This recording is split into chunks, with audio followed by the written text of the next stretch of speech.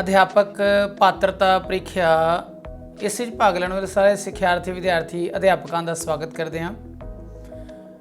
ਆਪ ਜੀ ਨੇ ਇਸ ਸੰਬੰਧੀ ਜੋ ਸਾਡਾ ਦੂਜਾ ਟੌਪਿਕ ਹੈ ਭਾਸ਼ਾ ਅਧਿਆਪਨ ਦੇ ਸਿਧਾਂਤ ਪ੍ਰਿੰਸੀਪਲਸ ਆਫ ਲੈਂਗੁਏਜ ਟੀਚਿੰਗ, ਇਸ ਬਾਰੇ ਲੈਕਚਰ ਸੁਣ ਲਏ ਹੋਣੇ ਹੈ। ਉਹ ਤੁਹਾਨੂੰ ਕਿਵੇਂ ਲੱਗੇ ਸਾਡੇ ਨਾਲ ਜ਼ਰੂਰ ਸ਼ੇਅਰ ਕਰਨਾ। ਅਸੀਂ ਹੁਣ ਉਸ ਬਾਰੇ MCQ ਤਿਆਰ ਕਰਨ ਜਾ ਰਹੇ ਹਾਂ। ਇਸ ਦਾ ਪਹਿਲਾ ਸੈੱਟ ਹੈ ਬਹੁ ਵਿਕਲਪੀ ਬਹੁ ਚੋਣਵੇਂ ਪ੍ਰਸ਼ਨ ਨੇ, ਜਿਸ ਵਿੱਚ ਪਹਿਲਾ ਪ੍ਰਸ਼ਨ ਹੈ ਭਾਸ਼ਾ ਸਿੱਖਿਆ ਵਿੱਚ ਮਹੱਤਵ ਕਾਹਦਾ ਹੁੰਦਾ ਹੈ। ਕਿ ਭਾਸ਼ਾ ਸਿੱਖਿਆ ਵਿੱਚ ਸੂਚਨਾਵਾਂ ਦਾ ਇਨਫੋਰਮੇਸ਼ਨ ਦਾ ਮਹੱਤਵ ਹੁੰਦਾ ਹੈ, ਜਾਂ ਫੈਕਟਸ ਯਾਨੀ ਤੱਥਾਂ ਦਾ ਮਹੱਤਵ ਹੁੰਦਾ ਹੈ, ਜਾਂ ਫਿਰ ਭਾਵਾਂ ਦੀ ਪ੍ਰਕਿਰਤੀ ਦਾ ਜਿਹੜਾ ਮਹੱਤਵ ਹੁੰਦਾ, ਜਾਂ ਫਿਰ ਸਾਰੇ ਤੱਥਾਂ ਦਾ। ਹੋ ਸਕਦਾ ਤੁਹਾਨੂੰ ਚੌਥਾ ਜਿਹੜਾ ਉਹ ਸਹੀ ਐਪਰੋਪਰੀਏਟ ਲੱਗਦਾ ਹੋਵੇ, ਢੁਕਵਾਂ ਲੱਗਦਾ ਹੋਵੇ, ਪਰੰਤੂ ਇੱਥੇ ਹੈ ਵੀ ਭਾਸ਼ਾ ਸਿੱਖਿਆ ਕੀ ਕਰਦੀ ਹੈ, ਉਹ ਭਾਵਾਂ ਨੂੰ ਜਿਹੜਾ ਉਹ ਭਾਵਾਂ ਦਾ ਬਿਆਨ ਹੈ, ਭਾਵਾਂ ਦੀ ਪ੍ਰਸਤੁਤੀ ਕਰਦੀ। ਇਸ ਕਰਕੇ ਭਾਵਾਂ ਦੀ ਪ੍ਰਕਿਰਤੀ ਦਾ ਮਹੱਤਵ ਹੁੰਦਾ ਹੈ ਭਾਸ਼ਾ ਸਿੱਖਿਆ ਵਿੱਚ। ਦੂਸਰਾ ਪ੍ਰਸ਼ਨ ਹੈ ਸਾਡਾ, ਬੱਚਾ ਵਾਤਾਵਰਣ ਤੋਂ ਜੋ ਭਾਸ਼ਾ ਸਿੱਖਦਾ ਉਹ ਕਿਸ ਦੁਆਰਾ ਸਿੱਖਦਾ ਹੈ। ਕਿ ਉਹ ਫੀਲਿੰਗ ਕਰਕੇ ਅਨੁਭਵ ਦੁਆਰਾ ਸਿੱਖਦਾ ਹੈ, ਜਾਂ ਉਹ ਬੋਲ ਕੇ ਸਿੱਖਦਾ ਹੈ, ਜਾਂ ਉਹ ਦੇਖ ਕੇ ਸਿੱਖਦਾ ਹੈ।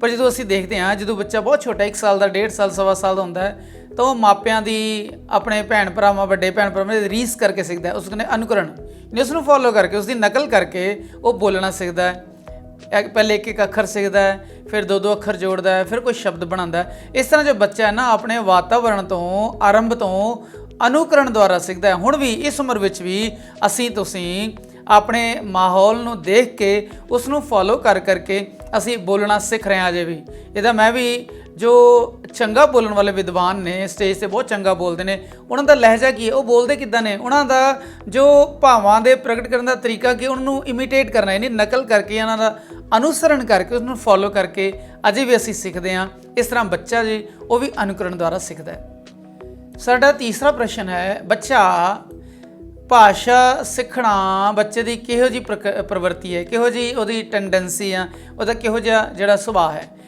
ਅਸੁਭਾਵਿਕਤਾ ਹੈ ਪ੍ਰਵਿਰਤੀ, ਸੁਭਾਵਿਕ ਹੈ, ਸਹਿਜ ਹੈ। ਇਸ ਬਾਰੇ ਪਹਿਲੇ ਵੀ ਗੱਲ ਕਰ ਚੁੱਕੇ ਹਾਂ ਵੀ ਜੋ ਭਾਸ਼ਾ ਸਿੱਖਣਾ ਹੈ ਨਾ, ਇਹ ਬੱਚੇ ਲਈ ਸਹਿਜ ਅਤੇ ਸੁਭਾਵਿਕ ਪ੍ਰਵਿਰਤੀ ਹੈ। ਯਾਨੀ ਬੱਚਾ ਆਪਣੇ ਆਲੇ ਦੁਆਲੇ ਤੋਂ, ਆਪਣੇ ਮਾਤਾ ਪਿਤਾ, ਆਪਣੇ ਪਰਿਵਾਰ ਤੋਂ, ਆਪਣੇ ਮਿੱਤਰਾਂ ਸੰਬੰਧੀਆਂ ਗੁਆਂਢੀਆਂ ਤੋਂ ਇਹ ਜੋ ਸਾਰੀ ਸਹਿਜ ਅਤੇ ਸੁਭਾਵਿਕ ਤੌਰ 'ਤੇ ਹੀ ਭਾਸ਼ਾ ਸਿੱਖਦਾ ਹੈ।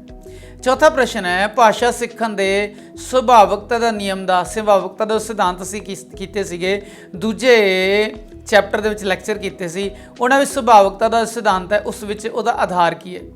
ਕਿ ਬੱਚਾ ਸਵੇਰੇ ਛੇਤੀ ਸਿੱਖਦਾ ਹੈ, ਬੱਚਾ ਸੁਭਾਵਿਕ ਹਾਲਤ ਵਿੱਚ ਬੈਠ ਕੇ ਆਪਣਾ ਈਜ਼ੀ ਬੈਠ ਕੇ ਜ਼ਿਆਦਾ ਅੱਛਾ ਸਿੱਖਦਾ ਹੈ, ਬੱਚਾ ਸੁਚੇਤ ਹੋ ਕੇ ਸਹੀ ਭਾਸ਼ਾ ਸਿੱਖਦਾ ਹੈ, ਅਲਰਟ ਹੋ ਕੇ। ਇੱਥੇ ਲਿਖਿਆ ਹੈ ਕਿ ਸੁਭਾਵਿਕਤਾ ਦਾ ਮਤਲਬ, ਸਿਧਾਂਤ ਦਾ ਮਤਲਬ ਹੈ ਵੀ ਭਾਸ਼ਾ ਕਮਾਇਆ ਧਨ ਹੈ, ਇਸ ਨੂੰ ਅਰਜਿਤ ਕਰਨਾ ਪੈਂਦਾ, ਇਸ ਨੂੰ ਪ੍ਰਾਪਤ, ਇਸ ਨੂੰ ਕਮਾਉਣਾ ਪੈਂਦਾ ਭਾਸ਼ਾ ਨੂੰ, ਪਰੰਤੂ ਇਸ ਨੂੰ ਸਿੱਖਣ ਦੀ ਸ਼ਕਤੀ ਕੁਦਰਤੀ ਹੈ। ਯਾਨੀ ਇਸ ਨੂੰ ਨਹੀਂ ਅਸੀਂ ਕੀਤਾ ਵੀ ਸਹਿਜ ਅਤੇ ਸੁਭਾਵਿਕ ਹੈ ਭਾਸ਼ਾ ਸਿੱਖਣਾ। ਅਤੇ ਇੱਥੇ ਇਹੀ ਗੱਲ ਲਿਖੀ ਹੈ ਵੀ ਭਾਸ਼ਾ ਇੱਕ ਧਨ ਵਰਗੀ ਹੈ ਜਿਹੜੀ ਕਮਾਈ ਜਾਂਦੀ ਹੈ, ਪਰ ਇਸ ਨੂੰ ਸਿੱਖਣ ਦੀ ਜੋ ਸ਼ਕਤੀ ਹੈ ਉਹ ਕੁਦਰਤੀ, ਨੈਚੁਰਲ ਹੈ।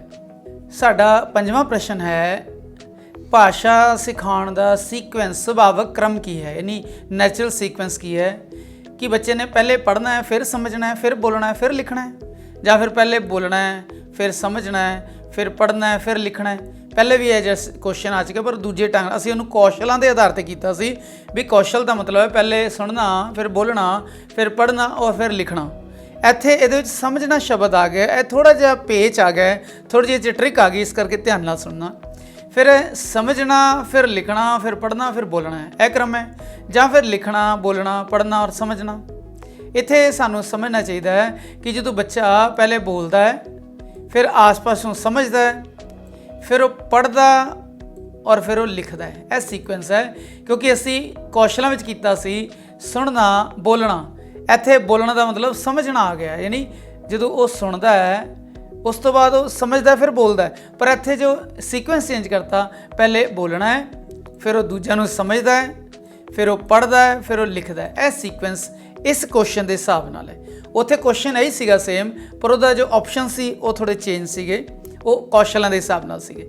6ਵਾਂ ਪ੍ਰਸ਼ਨ ਹੈ ਸਾਡਾ, ਭਾਸ਼ਾ ਅਧਿਆਪਨ ਪਾਠ ਸਮੱਗਰੀ, ਉਸ ਦੀਆਂ ਅਧਿਆਪਨ ਪ੍ਰਣਾਲੀ ਦੀ ਚੋਣ ਦਾ ਆਧਾਰ ਕੀ ਹੈ। ਵੀ ਜਦੋਂ ਅਧਿਆਪਕ ਭਾਸ਼ਾ ਦਾ ਅਧਿਆਪਨ ਕਰਦਾ ਹੈ, ਉਹ ਜਿਹੜੀ ਪਾਠ ਸਮੱਗਰੀ ਚੁਣਦਾ ਹੈ, ਜਿਹੜਾ ਮੈਟੀਰੀਅਲ ਚੁਣਦਾ ਹੈ, ਭਾਵੇਂ ਉਹ ਕਿਤਾਬ ਹੋਵੇ ਜਾਂ ਸਹਾਇਕ ਸਮੱਗਰੀ ਹੈ, ਉਹ ਸਲਾਈਡਸ ਚੁਣਦਾ ਹੈ ਜਾਂ ਹੋਰ ਸਾਧਨ ਚੁਣਦਾ ਹੈ, ਔਰ ਜੋ ਆਪਣੀ ਅਧਿਆਪਨ ਲਈ ਕਿਹੜੀ ਉਹ ਅਧਿਆਪਨ ਦੀ ਵਿਧੀ ਅਪਣਾਉਂਦਾ, ਪ੍ਰਣਾਲੀ ਯਾਨੀ ਮੈਥਡ ਯਾਨੀ ਵਿਧੀ ਅਪਣਾਉਂਦਾ ਹੈ, ਕਿ ਉਹ ਆਪਣੀ ਸਮਝ ਅਨੁਸਾਰ ਅਧਿਆਪਕ ਆਪਣੀ ਸਮਝ ਅਨੁਸਾਰ ਉਸ ਦਾ ਚੋਣ ਕਰਦਾ ਹੈ ਜਾਂ ਸਕੂਲ ਦੀ ਸਮਰੱਥਾ ਦੇ ਅਨੁਸਾਰ ਚੋਣ ਕਰਦਾ ਵੀ ਸਕੂਲ ਦੀ ਹੈਸੀਅਤ ਕਿੰਨੀ ਕੁ ਹੈ, ਕਿ ਉਹ ਸਰਕਾਰੀ ਹੈ, ਕਿ ਉਹ ਪ੍ਰਾਈਵੇਟ ਹੈ, ਕਿ ਉਹ ਕਰ ਸਕਦਾ, ਅਫੋਰਡ ਕਰ ਸਕਦਾ ਕਿ ਨਹੀਂ, ਜਾਂ ਫਿਰ ਪਾਠ ਪੁਸਤਕਾਂ ਦੀ ਚੋਣ ਦੇ ਆਧਾਰਿਤ ਕਰਦਾ ਹੈ, ਜਾਂ ਫਿਰ ਬੱਚਿਆਂ ਦੀ ਰੁਚੀ ਔਰ ਰੁਝਾਨ ਔਰ ਲੋੜਾਂ ਦੇ ਹਿਸਾਬ ਨਾਲ ਕਰਦਾ ਹੈ। ਇੱਥੇ ਦੁਬਾਰਾ ਗੱਲ ਦੱਸ ਦਈਏ ਵੀ ਜੋ ਵਿਦਿਆਰਥੀ ਛੋਟੇ ਜਮਾਤ ਪ੍ਰਾਇਮਰੀ ਵਿੱਚ ਜਿਹੜੇ ਵਿਦਿਆਰਥੀ ਨੇ, ਉਹਨਾਂ ਦੀ ਜਦੋਂ ਵਿਦਿਆ ਦੀ ਗੱਲ ਚੱਲੇਗੀ ਉਹ ਬਾਲ ਮਨੋਵਿਗਿਆਨ ਦੇ ਆਧਾਰ 'ਤੇ ਚੱਲੇਗੀ। ਬੱਚਿਆਂ ਦੀ ਪ੍ਰਵਿਰਤੀ ਨੂੰ ਮੁੱਖ ਰੱਖ ਕੇ ਅਧਿਆਪਕ ਆਪਣੀ ਗੱਲ ਉੱਤੇ ਥੋਪ ਨਹੀਂ ਸਕਦਾ, ਅਧਿਆਪਕ ਜ਼ਬਰਦਸਤੀ ਨਹੀਂ ਕਰ ਸਕਦਾ। ਹਾਂ, ਉਹ ਬੱਚਿਆਂ ਦੀ ਰੁਚੀ, ਬੱਚਿਆਂ ਦਾ ਰੁਝਾਨ ਔਰ ਬੱਚਿਆਂ ਦੀਆਂ ਲੋੜਾਂ ਦੇ ਹਿਸਾਬ ਨਾਲ ਆਪਣੀ ਪਾਠ ਸਮੱਗਰੀ ਔਰ ਅਧਿਆਪਨ ਪ੍ਰਣਾਲੀ ਯਾਨੀ ਟੀਚਿੰਗ ਮੈਥਡ ਦੀ ਉਹ ਜਿਹੜੀ ਹੈ ਨਾ ਉਹ ਚੋਣ ਕਰਦਾ ਹੈ।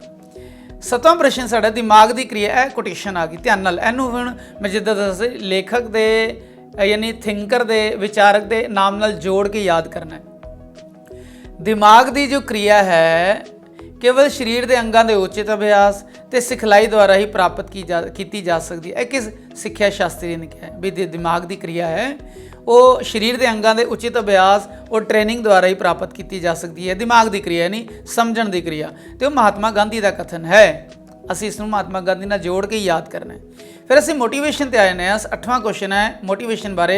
ਜੋ ਅਭਿਪ੍ਰੇਰਣਾ ਯਾਨੀ ਮੋਟੀਵੇਸ਼ਨ ਹੈ ਬੱਚੇ ਵਿੱਚ ਕੀ ਉਤਪੰਨ ਕਰਦੀ ਹੈ। ਇਸ ਦਾ ਜਿਹੜਾ ਦੂਜਾ ਰੂਪ ਪਹਿਲੇ ਵੀ ਆ ਚੁੱਕਿਆ ਹੈ ਕਿ ਬੱਚੇ ਨੂੰ ਆਲਸੀ ਬਣਾ ਦਿੰਦੀ ਹੈ ਮੋਟੀਵੇਸ਼ਨ, ਉਸ ਨੂੰ ਧੀਮਾ ਕਰ ਦਿੰਦੀ ਹੈ ਜਾਂ ਉਸ ਨੂੰ ਬੋਰ ਜਾਂ ਉਬਾਊ ਕਰ ਦਿੰਦੀ ਹੈ ਜਾਂ ਫਿਰ ਉਸ ਨੂੰ ਐਕਟਿਵ ਯਾਨੀ ਕਿਰਿਆਸ਼ੀਲ ਕਰ ਦਿੰਦੀ ਹੈ। ਜਦੋਂ ਅਸੀਂ ਅਭਿਪ੍ਰੇਰਣਾ ਦੀ ਮੋਟੀਵੇਸ਼ਨ ਦੀ ਗੱਲ ਕਰਦੇ ਹਾਂ ਨਾ, ਇਹਦਾ ਮਤਲਬ ਹੈ ਬੱਚੇ ਅਧਿਆਪਕ ਨੇ ਮੋਟੀਵੇਟ ਕਰਤੇ। ਤੇ ਅੱਜ ਦੇ ਸਮੇਂ ਵਿੱਚ ਅਧਿਆਪਕ ਦਾ ਸਭ ਤੋਂ ਵੱਡਾ ਕੰਮ ਹੈ ਪੜ੍ਹਾਉਣਾ। ਕੋਈ ਬਹੁਤ ਵੱਡੀ ਗੱਲ ਨਹੀਂ ਰਹੀ ਅੱਜ ਕੱਲ੍ਹ ਬੱਚੇ ਨੂੰ ਮੋਟੀਵੇਟ ਕਰਕੇ ਉਸ ਨੂੰ ਫੈਸਿਲੀਟੇਟ ਕਰਨਾ, ਕਿਉਂਕਿ ਟੀਚਰ ਅੱਜ ਕੱਲ੍ਹ ਟੀਚਰ ਨਹੀਂ ਹੈ, ਟੀਚਰ ਅੱਜ ਕੱਲ੍ਹ ਗਾਈਡ ਨਹੀਂ ਹੈ, ਟੀਚਰ ਨੂੰ ਅੱਜ ਕੱਲ੍ਹ ਫੈਸਿਲੀਟੇਟਰ ਕਹਿੰਦੇ। ਫੈਸਿਲੀਟੇਟਰ ਦਾ ਮਤਲਬ ਹੈ ਵੀ ਬੱਚਾ ਹੈ ਉਸ ਦੇ ਆਲੇ ਦੁਆਲੇ ਉਸ ਨੂੰ ਫੈਸਿਲਿਟੀਜ਼ ਕਰਕੇ ਗਿਆਨ ਦੀਆਂ ਫੈਸਿਲਿਟੀਜ਼ ਪ੍ਰੋਵਾਈਡ ਕਰਦਾ, ਉਸ ਦਾ ਘੇਰਾ ਬਣਾਉਂਦਾ ਤਾਂ ਕਿ ਬੱਚਾ ਉਸ ਘੇਰੇ ਤੋਂ ਉਹਨਾਂ ਫੈਸਿਲਿਟੀ ਦਾ ਮਤਲਬ ਉਹ ਨਹੀਂ ਹੈ ਵੀ ਮੋਬਾਈਲ ਦੇਤਾ ਆਹ ਦੇਤਾ, ਉਹਨੂੰ ਫੈਸਿਲਿਟੀ ਘਰ ਵਾਲੀਆਂ ਪ੍ਰੋਵਾਈਡ ਕਰਤੀਆਂ। ਫੈਸਿਲੀਟੇਸ਼ਨ ਕਹਿੰਦੇ ਆ ਵੀ ਉਸ ਨੂੰ ਸੁਵਿਧਾ ਦਿੰਦਾ ਹੈ ਤਾਂ ਕਿ ਜੋ ਬੱਚਾ ਹੈ ਉਸ ਦੇ ਆਲੇ ਦੁਆਲੇ ਸਿੱਖਣ ਦਾ ਮਾਹੌਲ ਬਣ ਜਾਏ। ਤੇ ਟੀਚਰ ਨੂੰ ਅੱਜ ਕੱਲ੍ਹ ਫੈਸਿਲੀਟੇਟਰ ਕਿਹਾ ਜਾਂਦਾ ਹੈ। ਤੇ ਅਭਿਪ੍ਰੇਰਣਾ ਉਸ ਫੈਸਿਲੀਟੇਟਰ ਯਾਨੀ ਟੀਚਰ ਦਾ ਮੁੱਖ ਟੂਲ ਹੈ, ਮੁੱਖ ਔਜ਼ਾਰ ਹੈ, ਜਿਸ ਕਰਕੇ ਉਹ ਬੱਚੇ ਨੂੰ ਕੀ ਕਰਦਾ ਹੈ, ਬੱਚੇ ਨੂੰ ਕਿਰਿਆਸ਼ੀਲ ਕਰ ਦਿੰਦਾ, ਐਕਟਿਵ ਕਰ ਦਿੰਦਾ। 9ਵਾਂ ਪ੍ਰਸ਼ਨ ਹੈ ਬੋਲਚਾਲ ਦਾ ਸਿਧਾਂਤ। ਜਦੋਂ ਸਿਧਾਂਤਾਂ ਦੀ ਗੱਲ ਕੀਤੀ ਹੈ, ਮੈਥਡਸ ਦੀ ਗੱਲ ਕੀਤੀ ਹੈ, ਜਾਂ ਜਦੋਂ ਅਸੀਂ ਸੂਤਰਾਂ ਦੀ ਗੱਲ ਕੀਤੀ ਹੈ, ਉਸ ਵਿੱਚ ਅਸੀਂ ਗੱਲ ਕੀਤੀ ਬੋਲਚਾਲ ਦਾ ਸਿਧਾਂਤ। ਇਹਦਾ ਕੀ ਮਤਲਬ ਹੈ? ਬੋਲਚਾਲ ਦਾ ਮਤਲਬ ਬੱਚਾ ਉੱਚੀ ਬੋਲ ਕੇ ਪਾਠ ਕਰੇ, ਪਠਨ ਕਰੇ ਯਾਨੀ ਵਾਚਨ ਕਰੇ, ਜਾਂ ਅਧਿਆਪਕ ਬੋਲ ਕੇ ਪੜ੍ਹਾਵੇ। ਜਿੱਦਾਂ ਕਿ ਜਮਾਤਾਂ ਵਿੱਚ ਹੁੰਦਾ ਅਧਿਆਪਕ ਬੋਲਦਾ ਰਹਿੰਦਾ, ਬੱਚੇ ਸੁਣਦੇ ਰਹਿੰਦੇ, ਸੁਣਦੇ ਕਿ ਨਹੀਂ ਸੁਣਦੇ ਉਹ ਬੱਚਿਆਂ ਨੂੰ ਪਤਾ ਹੈ। ਬੱਚੇ ਨੂੰ ਬੋਲਣ ਦੇ ਵੱਧ ਤੋਂ ਵੱਧ ਮੌਕੇ ਪ੍ਰਦਾਨ ਕੀਤੇ ਜਾਣੇ ਚਾਹੀਦੇ ਹੈ, ਕਿਉਂਕਿ ਇਹ ਬਾਲ ਮਨੋਵਿਗਿਆਨ ਦੀ ਗੱਲ ਹੈ ਔਰ ਬੱਚਿਆਂ ਨੂੰ ਅਸੀਂ ਮੋਟੀਵੇਟ ਕਰਨਾ ਹੈ, ਬੱਚਿਆਂ ਦੇ ਵਿੱਚੋਂ ਗੁਣ ਕੱਢਣੇ ਨੇ। ਇਸ ਕਰਕੇ ਜਦੋਂ ਅਸੀਂ ਬੋਲਚਾਲ ਦੇ ਸਿਧਾਂਤ ਦੀ ਗੱਲ ਕਰਦੇ ਹਾਂ, ਬੱਚੇ ਨੂੰ ਬੋਲਚਾਲ ਦੀ ਜੋ ਸਕਿੱਲ, ਜੋ ਕੌਸ਼ਲ ਸਿਖਾਉਣਾ ਹੈ ਤੇ ਬੱਚੇ ਨੂੰ ਜਮਾਤ ਵਿੱਚ ਵੱਧ ਤੋਂ ਵੱਧ ਬੋਲਣ ਦੇ ਮੌਕੇ ਪ੍ਰਦਾਨ ਕਰੇ। ਇੱਥੇ ਬੋਲਣ ਦਾ ਮੌਕਾ ਨਹੀਂ ਕਿ ਬੱਚਾ ਗੱਲਾਂ ਕਰੇ, ਗੱਲਾਂ ਨਹੀਂ, ਉਹ ਜੋ ਪੜ੍ਹਾਈ ਗਈ ਪਾਠ ਸਮੱਗਰੀ ਉਸ ਬਾਰੇ ਉਸ ਚਰਚਾ ਵਿੱਚ ਹਿੱਸਾ ਲਵੇ। ਇਸ ਨੂੰ ਕਹਿੰਦੇ ਬੱਚੇ ਨੂੰ ਬੋਲਣ ਦੇ ਵੱਧ ਤੋਂ ਵੱਧ ਮੌਕੇ ਪ੍ਰਦਾਨ ਕਰਨੇ ਚਾਹੀਦੇ। ਚੌਥਾ ਹੈ ਸਾਰੀ ਸ਼੍ਰੇਣੀ ਆਪਸ ਵਿੱਚ ਬੋਲਚਾਲ ਕਰੇ। ਇਹ ਤਾਂ ਕਿਆਸ ਹੋ ਜਾਏਗਾ, ਇਹ ਤਾਂ ਬੜੀ ਗੜਬੜ ਹੋ ਜਾਏਗੀ ਜੇ ਸਾਰੀ ਸ਼੍ਰੇਣੀ ਬੋਲਚਾਲ ਕਰੇਗੀ ਤਾਂ ਉਹ ਜੋ ਗਰੁੱਪ ਡਿਸਕਸ਼ਨ ਹੈ ਉਹ ਸਾਡੇ ਸਕੂਲਾਂ ਵਿੱਚ ਕਾਮਯਾਬ ਨਹੀਂ ਹੋ ਪਾਉਂਦੇ, ਕਿਉਂਕਿ ਉੱਥੇ ਉਸ ਨੂੰ ਕੰਟਰੋਲ ਕਰਨਾ ਟੀਚਰ ਲਈ ਬਹੁਤ ਮੁਸ਼ਕਿਲ ਹੋ ਜਾਂਦਾ ਹੈ। 10ਵਾਂ ਪ੍ਰਸ਼ਨ ਹੈ ਜੋ ਭਾਸ਼ਾਈ ਕੌਸ਼ਲ ਨੇ। ਕਿੰਨੇ ਕੌਸ਼ਲ ਨੇ? 4। ਕਿਹੜੇ ਕੌਸ਼ਲ ਨੇ? ਸੁਣਨਾ, ਬੋਲਣਾ, ਪੜ੍ਹਨਾ, ਲਿਖਣਾ। ਇਹ ਹਮੇਸ਼ਾ ਯਾਦ ਰੱਖਣਾ। ਜੋ ਭਾਸ਼ਾਈ ਕੌਸ਼ਲ ਤੇ ਅਧਿਕਾਰ ਪ੍ਰਾਪਤ ਕਰਨਾ ਚਾਹੀਦਾ ਹੈ ਕਿ ਭਾਸ਼ਾ ਸਿੱਖਿਆ ਜਿਹੜੀ ਹੈ ਅਧਿਆਪਕ ਕੇਂਦਰਿਤ ਹੋਵੇ, ਯਾਨੀ ਇਹ ਫਿਰ ਉਹੀ ਗੱਲ ਆ ਗਈ ਵੀ ਉਹ ਮੈਟੀਰੀਅਲ ਕਿਹੜਾ ਚੁਣੇ ਔਰ ਜੋ ਟੀਚਿੰਗ ਮੈਥਡ ਯਾਨੀ ਅਧਿਆਪਨ ਪ੍ਰਣਾਲੀ ਕਿਹੜੀ ਅਪਣਾਏ, ਕਿ ਉਹ ਅਧਿਆਪਕ ਕੇਂਦਰਿਤ ਹੋਵੇ ਜਾਂ ਪਾਠ ਪੁਸਤਕ ਕੇਂਦਰਿਤ ਹੋਵੇ, ਜਿੱਦਾਂ ਅਸੀਂ ਉਹ ਪਾਠ ਪੁਸਤਕਾਂ ਦੀ ਜੋ ਚੋਣ ਹੈ ਉਹ 'ਚ ਆਇਆ ਸੀ ਹੁਣੀ, ਜਾਂ ਸਿੱਖਿਆ ਕੇਂਦਰਿਤ ਹੋਵੇ ਜਾਂ ਫਿਰ ਬਾਲ ਕੇਂਦਰਿਤ ਹੋਵੇ। ਹੁਣੀ ਇੱਕ ਪ੍ਰਸ਼ਨ ਆਇਆ ਸੀ ਸਾਡੇ ਕੋਲ, ਉਹ ਸੀਗਾ ਬੱਚੇ ਦੀ ਜੋ ਭਾਸ਼ਾ ਅਧਿਆਪਨ ਹੈ, ਉਹਦੀ ਪਾਠ ਸਮੱਗਰੀ ਔਰ ਜੋ ਅਧਿਆਪਨ ਪ੍ਰਣਾਲੀ ਹੈ, ਟੀਚਿੰਗ ਮੈਥਡ ਹੈ, ਉਹ ਬੱਚੇ ਦੀ ਰੁਚੀ, ਉਹਦੇ ਰੁਝਾਨ, ਉਸ ਲੋੜਾਂ ਦੇ ਅਨੁਸਾਰ ਹੋਣਾ ਚਾਹੀਦਾ ਹੈ। ਇੱਥੇ ਵੀ ਸੇਮ ਗੱਲ ਹੈ ਕਿ ਜੋ ਉਸ ਦਾ ਭਾਸ਼ਾਈ ਕੌਸ਼ਲ ਤੇ ਅਧਿਕਾਰ ਪ੍ਰਾਪਤ ਕਰਾਉਣਾ ਹੈ ਨਾ, ਉਸ ਨੂੰ ਸਕਿੱਲ ਕਰਨਾ, ਉਸ ਨੂੰ ਐਕਸਪਰਟ ਬਣਾਉਣਾ ਹੈ। ਤੇ ਭਾਸ਼ਾ ਸਿੱਖਿਆ ਜਿਹੜੀ ਹੈ ਨਾ, यानी लैंग्वेज टीचिंग वो बाल केंद्रित होवे, बच्चे दीयां लोड़ां दे अनुसार होवे, उसनूं पूरा करदी होवे। हुण एक होर सूत्रां दी गल आ जांदी है भी 11वां प्रश्न है साडा, बच्चे ने कुर्सी उत्ते लेख पहले लिखिया यानी चेयर उत्ते उसनूं ऐसे आंदा है। हुण चेयर ते नहीं देना, हुण ओनूं ओहदी बजाय मेज़ ते दे देना है, मेज़ ते जो है वो ऐसे लिखो, मेज़ टॉपिक ते। हुण ये किहड़ा सूत्र है? यह सूत्र है सौखे तो औखे वाल, औख तो सौख वाल, आगमन तो निगमन। आगमन तो निगमन बारे एक वीडियो है, बहुत जरूरी है आप जी लई, और यह वैसे आगमन तो निगमन विधि की वीडियो सिलेबस का हिस्सा नहीं है, एक सिलेबस का छोटा जिहा बिंदु है, पार्ट है, परंतु उसनूं बहुत ज़्यादा क्योंकि मैनूं चंगी लगी कि जमात विच आगमन या निगमन विधि किस तरह पढ़ाई जाती है, क्यों पढ़ाई जानी चाहिए है, इस बारे वीडियो जरूर देखना। तो आगमन तो निगमन की गल है सूत्र, या फिर अनिश्चित तो निश्चित है, या ज्ञात तो अज्ञात है। सानूं पता है बच्चे नूं कुर्सी का ऐसे लिखण का ज्ञान हो गया, उसके ज्ञात विच उसकी नॉलेज विच आ गया। हुण मेज उसने नहीं देखा, यानी मान लो मेज उसने नहीं देखा, तो मतलब कुर्सी ज्ञात है, मेज अज्ञात है, तो ज्ञात तो अज्ञात वाला सूत्र इत्थे काम करता है। 12वां प्रश्न है, भाषा सिक्ख्या जिहड़ी ना लैंग्वेज टीचिंग, सरल शब्दां, वाकंशां, वाकां नूं पहलां पढ़ाउणा चाहिए। इस पिछों जो टफ है ना, यानी संयुक्त वाक, मिश्रित वाक पढ़ाने चाहिए। इत्थे किहड़ा सूत्र काम कर रहा है? इत्थों सौख तो औख वाला, यानी शब्द पढ़ाने, सरल शब्द बच्चे नूं छोटी जमातां विच, फिर वाकंश सिखा देने, छोटे छोटे पार्ट ऑफ सेंटेंस सिखा देने, फिर वाक सिखा देने। इस तो बाद फिर टफ है भी संयुक्त वाक किद्दां पछाणांगे, मिश्रित किहड़े हुंदे है, यह किस तरह पछाणांगे। इत्थे जो भाषा सूत्र है वो औख तो सौख वाल काम यह वाला है, विश्लेषण तो संश्लेषण यह नहीं है, या मनोविज्ञान तो तार्किक यह भी नहीं है, इन्हां विच कोई नहीं, ऐ ते हो ही नहीं सकता। तो औख सौख तो औख यानी ईजी तो टफ वाल यात्रा करता है। 13वां प्रश्न है साडा, यह भी सूत्र पर आधारित है भी जो भाषा सूत्र है ना, मूरत तो अमूरत, यानी बच्चा जिस चीज़ को जानता है उस चीज़ के आधार पर उसके पिछे छिपे सिद्धांत बारे पढ़ाना, मूर्ति को सामने रख के पढ़ाना, मूरत तो अमूरत हो गई, नहीं मूरत यानी मूर्ति स्टैचू को सामने रख के पढ़ाना, या अमूरत वस्तुओं वाल ध्यान दिवाना, या फिर स्थूल भाव तो विचार अस्थूलों तो पहले पेश करने। जो स्थूल भावां दे विचार जिहड़े ने ना वो अस्थूलों तो, जो बच्चे नूं जानदा है, जो बच्चे नूं पता है, स्थूल कहते जो उस टच कर सकते, अस्थूल जिन्हां बारे जे सोचना बाकी है, यानी उस तो पहले सानूं इह स्थूल विचारां नूं सामने रखना पेगा। इस नूं असीं कहांगे मूरत तो अमूरत। स्थूल हुंदे जिहदी कोई फॉर्म हुंदी है, मूरत हुंदी है, अस्थूल कहंदे जिहदी मूरत नहीं हुंदी। छोटी वस्तु पहला वड्डी वस्तु तो छोटी वस्तु वाल लै जाना, यह सही नहीं है। हुण 14वां प्रश्न है, बच्चे नूं पहला बाल गीत पढ़ाओ, यानी बच्चे नूं पहले नर्सरी राइम पढ़ाते ना, उच्ची उच्ची बोल के बच्चे गा के एक्टिंग कर करके उसनूं याद करते भी बाल गीत पढ़ाओ बच्चों नूं, फिर उसनूं वार्तक पढ़ाओ, यानी निबंध वगैरह पढ़ाओ, किताब के लैसन पढ़ाओ, फिर होर वार्तक वंगियां, नाटक, एकांगी वगैरह यह पढ़ाओ, नावल पढ़ाओ।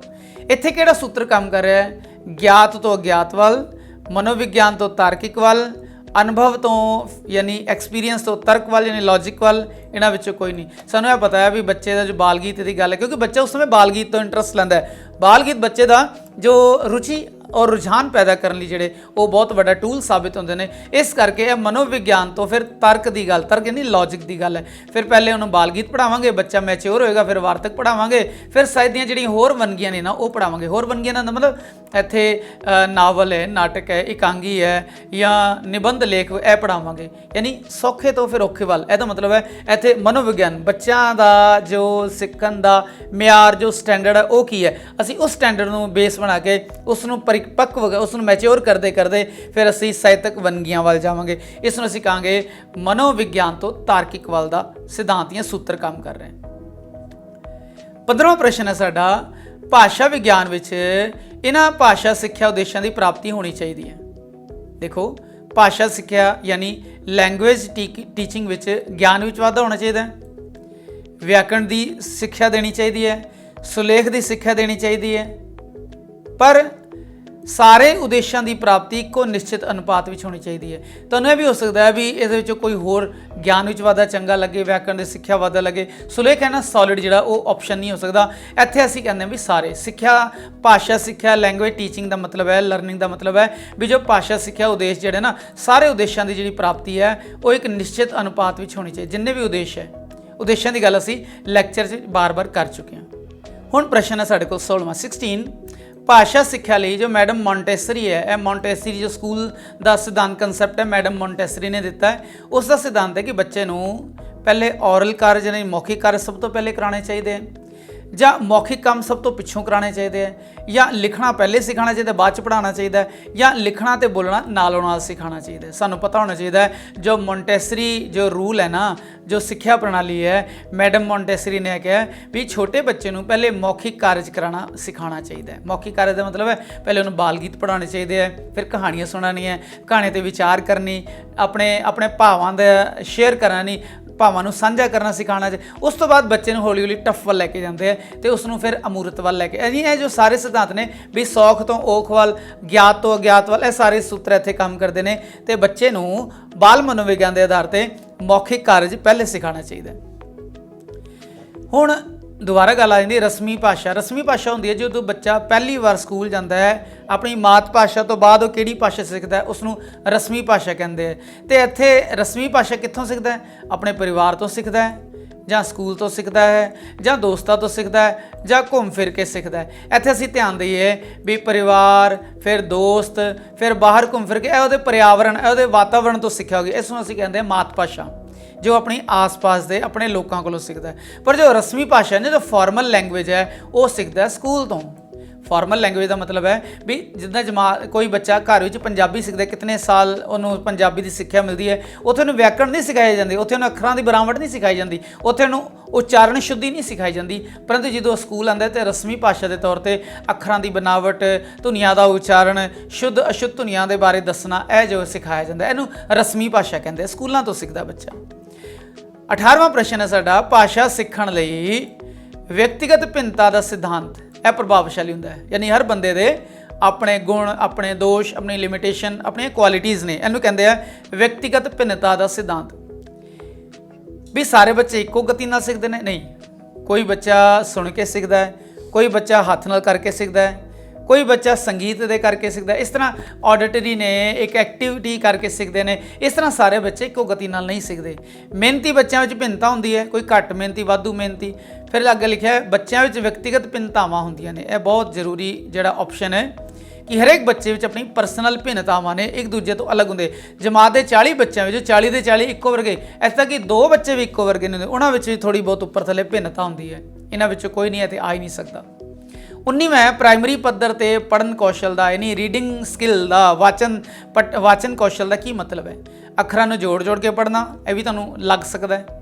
पाठ पुस्तक नूं प्रवाह यानी फ्लो दे नाल पढ़ना, उन्होंने यानी फ्लुएंटली पढ़ना, जां छपी समग्री नूं पढ़ सकना यानी पाठ पुस्तक नूं, या समझ के पढ़ना। प्राइमरी पद्धर ते पढ़न का मतलब है भी जो बच्चा पढ़ रहा है उसनूं उसका ज्ञान होवे भी की पढ़ रहा है, मतलब समझ के पढ़ना, यह पढ़न कौशल का मतलब है। हुण 20वां जो प्रश्न है बहुत इंपोर्टेंट है भी प्राइमरी पद्धर ते प्राइमरी लैवल ते मात भाषा सिक्ख्या जो सिक्ख्या मात भाषा भी देनी चाहिए है।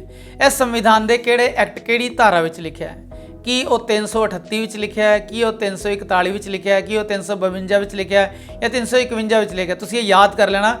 प्राइमरी पद्धर ते बच्चे नूं जितनी भी सिक्ख्या भावें हिसाब दी है, साइंस दी है, जो भी उसनूं सिखाया जाता है वो सारा उसकी अपनी मात भाषा विच, क्योंकि मात भाषा उस दे विच दृढ़ हुंदी है, इस करके सारा ज्ञान उसनूं मात भाषा विच यानी मदर टंग विच सिखाना चाहिए। इस करके इनू 351 के नाम ते याद रखना।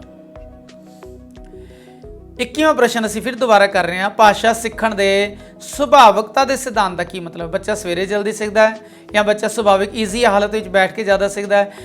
भाषा सीखण की शक्ति कुदरती होंदी है, नैचुरल होंदी है, यह ठीक है। भाषा सुचेत तौर पर नहीं अलर्ट होकर भाषा सीखता है, यह नहीं, क्योंकि जो बच्चा अपने माहौल चो सिक्ख्या भाषा ग्रहण करता है फिर वो अणजाने विच ही भाषा ग्रहण करता है, अणजाने अनकॉन्शियस रूप से भाषा अपने अंदर आत्मसात करता है। तो बच्चा सुचेत तौर पर भाषा नहीं सीखता, वो अचेत तौर पर नैचुरली सहज सुभाविक अपनी जो भाषा उसनों सीखता है। तो इत्थे भाषा सीखण की जो शक्ति है ना बच्चे विच वो है कुदरती।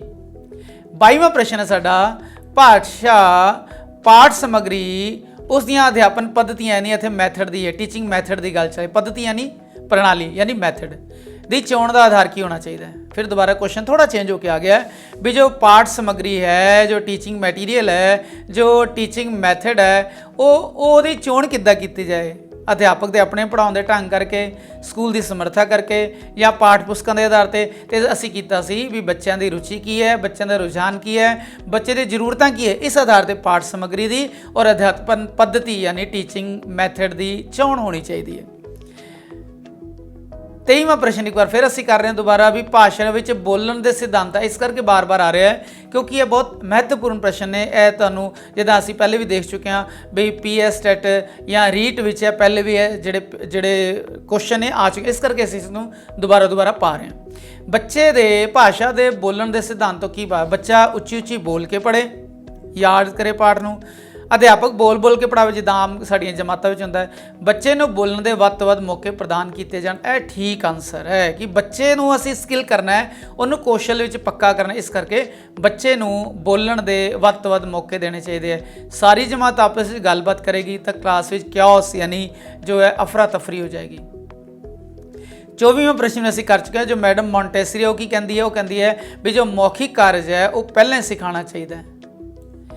25ਵਾਂ ਪ੍ਰਸ਼ਨ ਅਸੀਂ ਕਰ ਰਹੇ ਹਾਂ ਵੀ ਜੋ ਭਾਸ਼ਾ ਦਾ ਅਧਿਆਪਨ ਹੈ ਨਾ ਉਹ ਜੀਵਨ ਨਾਲ ਜੋੜਨ ਦਾ ਸਿਧਾਂਤ ਹੈ। ਵੀ ਜੋ ਅਸੀਂ ਸਿਖਾਵਾਂਗੇ ਨਾ ਉਹਦੇ ਜੋ ਪੜ੍ਹਾਈ ਕਰਾਈ ਜਾਏ ਉਹਦੇ ਜੀਵਨ ਵਿੱਚ ਕੰਮ ਆਉਣ ਵਾਲੀ ਹੈ, ਉਹਨੂੰ ਇੱਦਾਂ ਸਿਖਾਇਆ ਜਾਵੇ ਕਿ ਉਹ ਜੀਵਨ ਦੇ ਉਹਨਾਂ ਚੀਜ਼ਾਂ ਵਿੱਚੋਂ ਉਸ ਚੀਜ਼ ਨੂੰ ਗ੍ਰਹਿਣ ਕਰ ਸਕੇ ਵੀ ਇਹ ਜੋ ਗੱਲਬਾਤ ਦਾ ਤਰੀਕਾ ਹੈ ਇਹ ਮੈਂ ਕਿਸ ਜਗ੍ਹਾ ਤੇ ਇਸ ਨੂੰ ਵਰਤ ਸਕਦਾ, ਵੀ ਜੀਵਨ ਨਾਲ ਜੋੜਨ ਦਾ ਸਿਧਾਂਤ। ਦੂਜਿਆਂ ਦੇ ਜੀਵਨ ਦਾ ਸਵਾਂਗ ਉਤਾਰਨਾ, ਜਿੱਦਾਂ ਸਾਡੇ ਸਕੂਲਾਂ ਵਿੱਚ ਜਿਹੜੇ ਛੋਟੇ ਬੱਚਿਆਂ ਨੂੰ ਇੱਕ ਐਸੀ ਜਗ੍ਹਾ ਲੈ ਕੇ ਜਾਂਦੇ ਦਿੱਲੀ ਵਿੱਚ ਜਿੱਥੇ ਅਲੱਗ-ਅਲੱਗ ਕਾਰਨਰ ਵਿੱਚ ਅਲੱਗ-ਅਲੱਗ ਸੈੱਟ ਲੱਗੇ ਹੈ। ਇੱਕ ਜਗ੍ਹਾ ਫਾਇਰ ਬ੍ਰਿਗੇਡ ਦਾ ਸੈੱਟ ਲੱਗਾ, ਉੱਥੇ ਛੋਟੀ ਜਿਹੀ ਗੱਡੀ ਹੈ, ਉੱਥੇ ਬੱਚੇ ਅੱਗ ਬੁਝਾਉਂਦੇ। ਇੱਕ ਜਗ੍ਹਾ ਬੱਚੇ ਗਾਰਡਨਿੰਗ ਕਰਦੇ, ਇੱਕ ਜਗ੍ਹਾ ਬੱਚੇ ਹੋਟਲ ਵਿੱਚ ਬੈਠ ਕੇ ਆਰਡਰ ਦਿੰਦੇ, ਆਰਡਰ ਲੈਂਦੇ ਆ। ਇਸ ਤਰ੍ਹਾਂ ਬੱਚੇ ਨੂੰ ਇੱਕ ਜੀਵਨ ਦਾ ਸਵਾਂਗ ਯਾਨੀ ਇੱਕ ਜੀਵਨ ਦੀ ਨਕਲ ਕਰਾਈ ਜਾਂਦੀ ਹੈ ਤਾਂ ਕਿ ਬੱਚੇ ਨੂੰ ਉਸ ਦਾ ਅਨੁਭਵ ਹੋ ਜਾਵੇ।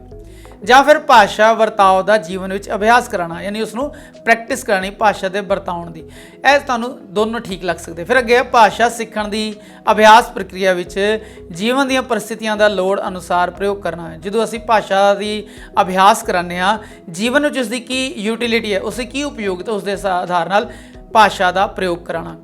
ਭਾਸ਼ਾ ਸਿੱਖਣ ਦੀ ਅਭਿਆਸ ਪ੍ਰਕਿਰਿਆ ਵਿੱਚ ਜਮਾਤੀਆਂ ਦੀ ਜੀਵਨ ਪਰਿਸਥਿਤੀਆਂ ਤੇ ਟੀਕਾ ਟਿੱਪਣੀ ਕਰਨਾ ਯਾਨੀ ਅਸੀਂ ਆਪਣੇ ਜੋ ਬੱਚੇ ਦੇ ਮਿੱਤਰ ਨੇ ਉਹਨਾਂ ਦੇ ਜੀਵਨ ਨਾਲ ਰਿਲੇਟਿਡ ਹੋ ਕੇ ਕਰਦੇ ਹਾਂ। ਇਹਨਾਂ ਵਿੱਚ ਤੁਹਾਨੂੰ ਪਹਿਲਾ, ਦੂਜਾ, ਤੀਜਾ ਜੋ ਹੈ ਉਹ ਸਾਰੇ ਠੀਕ ਲੱਗ ਸਕਦੇ ਆ ਕਿਉਂਕਿ ਇਹਨਾਂ ਵਿੱਚ ਵਜ਼ਨ ਹੈ ਔਰ ਚੌਥੇ ਵਿੱਚ ਵੀ ਵਜ਼ਨ ਹੈ, ਪਰੰਤੂ ਇੱਥੇ ਅਸੀਂ ਸਭ ਤੋਂ ਸਿਆਣਾ ਉੱਤਰ ਲਿਖਾਂਗੇ, ਸਭ ਤੋਂ ਸਿਆਣਾ ਆਪਸ਼ਨ ਵਰਤਾਂਗੇ ਵੀ ਭਾਸ਼ਾ ਸਿੱਖਣ ਦੀ ਅਭਿਆਸ ਪ੍ਰਕਿਰਿਆ ਵਿੱਚ ਜੀਵਨ ਦੀਆਂ ਜੋ ਪਰਿਸਥਿਤੀਆਂ ਜੋ ਹਾਲਾਤ ਨੇ ਨਾ ਉਹਨਾਂ ਦੇ ਲੋੜ ਅਨੁਸਾਰ ਭਾਸ਼ਾ ਦਾ ਪ੍ਰਯੋਗ ਕਰਨਾ। ਜਿੱਦਾਂ ਅਸੀਂ ਜਦੋਂ ਸਿਖਾਉਂਦੇ ਹਾਂ ਤੇ ਜਮਾਤ ਵਿੱਚ ਯਾਨੀ ਬਾਜ਼ਾਰ ਵਿੱਚ ਕਿਹੜੀਆਂ ਭਾਸ਼ਾ ਦਾ ਯੂਜ਼ ਕਰਨਾ ਹੈ, ਜਦੋਂ ਅਸੀਂ ਆਪਣੇ ਮਿੱਤਰਾਂ ਦੇ ਉਸ ਦੀ ਹਾਲਤ ਦਾ ਉਹਦੇ ਬਿਮਾਰੀ ਦਾ ਪਤਾ ਲੈਣ ਜਾਂਦੇ ਉਸ ਸਮੇਂ ਕਿਹੜੇ ਡਾਇਲੈਕਟਸ ਬੋਲਣੇ ਨੇ, ਜਾਂ ਫਿਰ ਜਦੋਂ ਕਿਸੇ ਸਮਾਜ ਦੀ ਹਾਲਤ ਬਾਰੇ ਬੋਲਣਾ ਤਾਂ ਉਸ ਵਿੱਚ ਕਿਹੜੇ ਡਾਇਲੈਕਟਸ ਉਹ ਬੱਚੇ ਆਪਸ ਵਿੱਚ ਵਰਤੋਂ ਕਰਦੇ ਨੇ ਔਰ ਬੱਚੇ ਖੁਦ ਉਸ ਨੂੰ ਐਕਸਪ੍ਰੈਸ ਕਰਦੇ ਨੇ। 26ਵਾਂ ਪ੍ਰਸ਼ਨ ਹੈ, ਇਹ ਪਹਿਲੇ ਆ ਚੁੱਕਿਆ ਹੈ। ਵਿਦਿਆਰਥੀ ਨੇ ਕੁਰਸੀ ਉੱਤੇ ਲੇਖ ਲਿਖਿਆ, ਫਿਰ ਕੁਰਸੀ ਦੀ ਬਜਾਏ ਮੇਜ਼ ਤੇ ਲੇਖ ਦੇ ਦਿੱਤਾ ਤੇ ਇੱਥੇ ਕਿਹੜਾ ਭਾਸ਼ਾ ਸੂਤਰ ਹੈ ਵੀ ਉਸ ਨੂੰ ਗਿਆਤ ਸੀ ਉਸ ਤੋਂ ਅਗਿਆਤ ਵੱਲ ਉਸ ਦੀ ਯਾਤਰਾ ਕਰਾਈ। ਹੁਣ ਅਸੀਂ ਕਰ ਰਹੇ ਹਾਂ 27ਵਾਂ ਪ੍ਰਸ਼ਨ।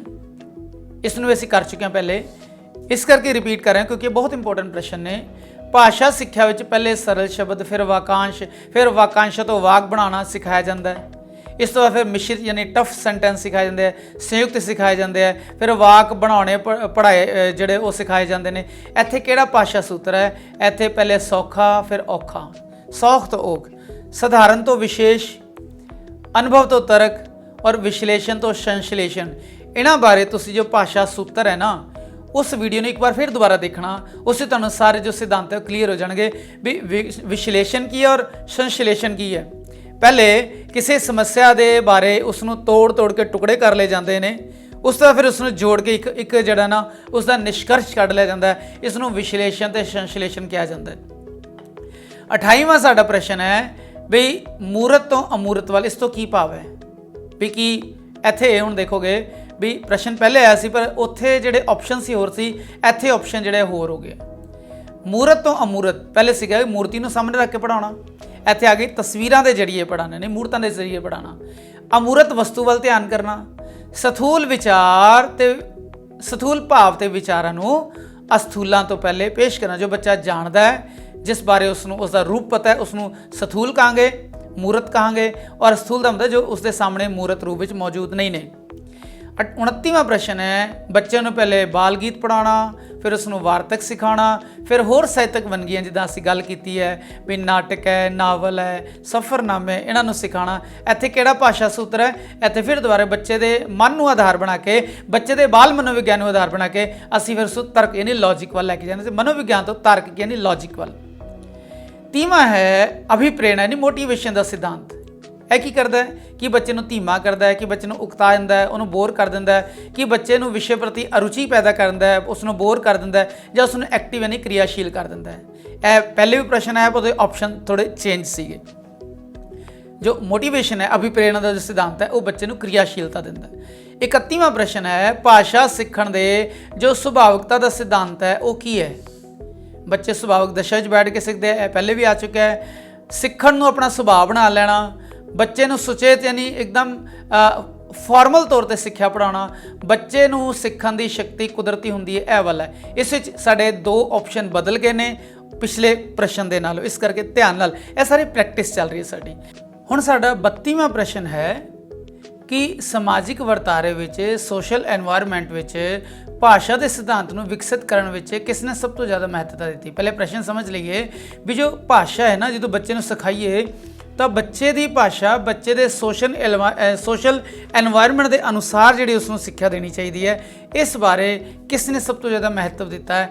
ਕਿ ਸਕਿਨਰ ਨੇ ਜਾਂ ਪਿਗਟੇ ਨੇ ਜਾਂ ਚੌਮਸਕੀ ਨੇ? ਸਾਨੂੰ ਪਤਾ ਹੈ ਵਾਇਗੋਤਸਕੀ ਜਿਹੜਾ ਹੈ ਉਹ ਮੰਨਦਾ ਹੈ ਕਿ ਬੱਚੇ ਨੂੰ ਜੇ ਭਾਸ਼ਾ ਦਾ ਗਿਆਨ ਦੇਣਾ ਹੈ ਤੇ ਬੱਚੇ ਨੂੰ ਸਮਾਜਿਕ ਵਰਤਾਰੇ ਦੇ ਅੰਦਰ ਰੱਖ ਕੇ ਉਸ ਦੀ ਭਾਸ਼ਾ ਦੇ ਸਿਧਾਂਤ ਨੂੰ ਵਿਕਸਿਤ ਕਰਨਾ ਚਾਹੀਦਾ ਹੈ। ਐਸੀ ਸਾਡੇ 32 ਪ੍ਰਸ਼ਨ ਸਾਡਾ ਦੂਸਰੇ ਪ੍ਰਿੰਸੀਪਲਸ ਆਫ ਟੀਚਿੰਗ ਵਿੱਚ, ਜਿਸ ਦੇ ਆਧਾਰ ਤੇ ਅਸੀਂ ਦੇਖਿਆ ਵੀ ਜੋ ਸਾਰੀ ਸਾਡੀ ਪ੍ਰੈਕਟਿਸ ਹੈ ਭਾਸ਼ਾ ਅਧਿਆਪਨ ਦੇ ਸਿਧਾਂਤਾਂ ਨੂੰ ਆਧਾਰ ਬਣਾ ਕੇ ਚੱਲੀ ਹੈ। ਇਸ ਵਿੱਚ ਅਸੀਂ ਬੜੀ ਸਾਰੀ ਯਾਨੀ ਦੁਬਾਰਾ ਦੁਹਰਾਈ ਕੀਤੀ ਹੈ। ਕਈ ਪ੍ਰਸ਼ਨ ਦੁਬਾਰਾ ਇਸ ਕਰਕੇ ਆਏ ਨੇ ਕਿਉਂਕਿ ਇਹ ਪ੍ਰਸ਼ਨ ਬਹੁਤ ਮੁੱਲੇ ਨੇ ਔਰ ਇਹਨਾਂ ਦੇ ਹਿੰਟਸ ਜਿਹੜੇ ਨੇ ਨਾ ਉਹ ਪਿਛਲੀਆਂ ਪ੍ਰੀਖਿਆਵਾਂ ਵਿੱਚ ਉਹ ਦਿੱਤੇ ਗਏ ਸੀ। ਇਸ ਕਰਕੇ ਅਸੀਂ ਉਹਨਾਂ ਨੂੰ ਦੁਬਾਰਾ ਥੋੜ੍ਹੇ ਬਹੁਤ ਜਿਹੜੇ ਆਪਸ਼ਨ ਹੈ ਚੇਂਜ ਕਰਕੇ ਲਿਆ। ਆਪ ਜੀ ਦੀ ਪ੍ਰੀਖਿਆ ਵਿੱਚ ਸਫਲਤਾ ਦੀ ਸ਼ੁਭਕਾਮਨਾਵਾਂ ਦਿੰਦੇ ਹੋਏ ਹੁਣ ਇਜਾਜ਼ਤ ਚਾਹੁੰਦੇ ਹਾਂ। ਵਾਹਿਗੁਰੂ ਜੀ ਕਾ ਖਾਲਸਾ, ਵਾਹਿਗੁਰੂ ਜੀ ਕੀ ਫਤਿਹ।